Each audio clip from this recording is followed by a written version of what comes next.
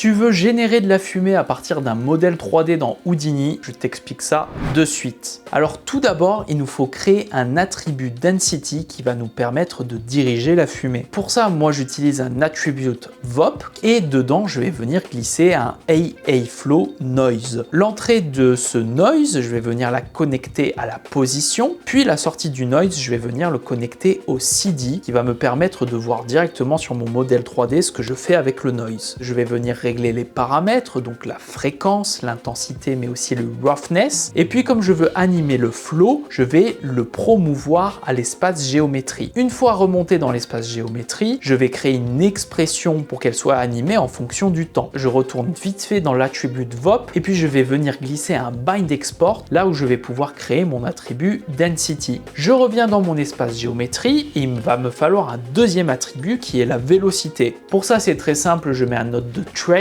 et je vais le régler en compute velocity. À partir de là, je vais pouvoir créer un volume rasterize où je vais sélectionner directement mes deux attributs et puis je vais réduire le particle size pour avoir un meilleur rendu. On va enfin pouvoir générer notre fumée. Donc pour ça, on va utiliser un pyrosolver qui va s'occuper de la simulation. Dans les fields, je vais faire attention que ma density et ma velocity sont bien présentes. Après ça, je vais pouvoir régler quelques effets comme la dissipation ou la turbulence. Une fois que ma simulation est satisfaisante, je vais pouvoir réduire mon voxel size à la fois dans mon pyrosolver et dans mon volume rasterize. Puis à partir de là, il me suffit de mettre un file cache et je vais pouvoir enregistrer ma simulation sur le disque dur. Si jamais je veux faire un rendu de ma fumée dans Houdini, il me suffit de glisser un pyro bake volume qui va me permettre de gérer la densité de ma fumée pour avoir le meilleur rendu possible. Si ce mini tuto est allé trop vite pour toi, je te recommande d'aller voir mon tuto complet sur YouTube.